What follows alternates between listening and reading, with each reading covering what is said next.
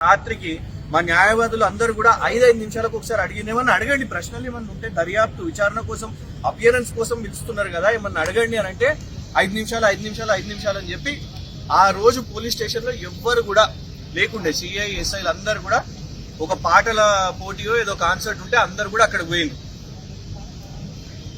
మళ్ళా రాత్రి నోటీస్ ఇచ్చారు, ఏప్రిల్ 23న 4వ రావాలి. 9 రోజుల్లో ఇదెక్కడ విచారణ? 1000 కోట్లు దోచుకున్న వాళ్ళని కూడా, బ్యాంక్ ఫ్రాడ్ వాళ్ళని కూడా ఇన్నిసార్లు విచారణ చేస్తలేరు కావచ్చు.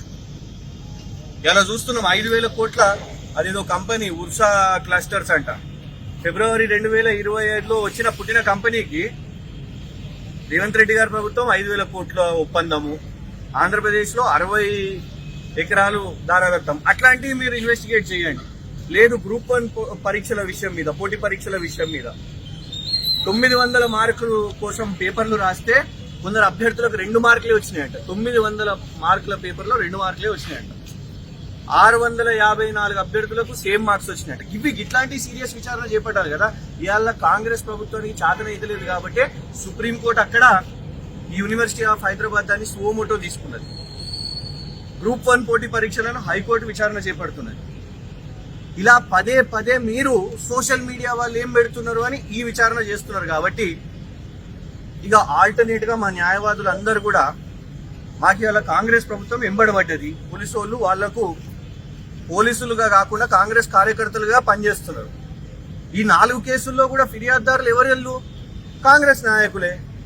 ఎన్ఎస్యుఐ అతను కాంగ్రెస్ సోషల్ మీడియా ఇన్ఛార్జు, వాళ్ళు కంప్లైంట్ పెట్టి ఇక పోలీసు వాళ్ళని రాష్ట్రంలో ఏ పని చేయకండి, మీరు రైతుల గురించి ఆలోచించకండి, యువత గురించి ఆలోచించకండి, కేవలం బీఆర్ఎస్ సోషల్ మీడియా గురించి ఆలోచించండి అని అన్నప్పుడు ఇక మాకు ఏ దిక్కు? ఇదే మాకు దిక్కు. అందుకే ఇవాళ మానవ హక్కుల కమిషన్ కి మా బీఆర్ఎస్ లీగల్ సెల్ మేము ఇక్కడికి వచ్చి మరి ఏప్రిల్ 23న అయ్యా మళ్ళా రమ్మని అంటున్నారు, 4వ రమ్మని అంటున్నారు. పోవడానికి మాకు ఇబ్బంది లేదు, కానీ అసలు ఈ 3 సార్లు వాళ్ళు చేసింది ఏంది? సీసీటీవీ ఫుటేజ్లు తెచ్చుకోండి. అక్కడ లోపల ఉన్న సీసీటీవీ ఫుటేజ్లు అవసరమైతే పోలీసు వాళ్ళు వాళ్ళ ఈమెయిల్స్ కానివ్వండి, లేకపోతే వాళ్ళ మొబైల్ ఫోన్స్ కానివ్వండి, వాళ్ళది విచారణ చేయాలి, మాది కాదు. ఎందుకంటే పైన ఎవరో అధికారులతో గంటలు మాట్లాడుతున్నారు, వాళ్ళు క్వశ్చన్ పేపర్లు పంపుతున్నారు. సీసీటీవీలు చూస్తే అర్థమవుతుంది. 2వ రోజు అర్ధగంట వండుకున్నా, 3వ రోజు సోఫాలో 45 నిమిషాలు వండుకున్నా. ఎందుకంటే అక్కడ ప్రశ్నలు లేవు, పుట్టిగా లోపలికి పోయి వండుకుంటున్నా. పాపం పోలీసు వాళ్ళకి పని ఉన్నదో లేదో తెలియదు, కానీ నాకైతే పని ఉన్నది.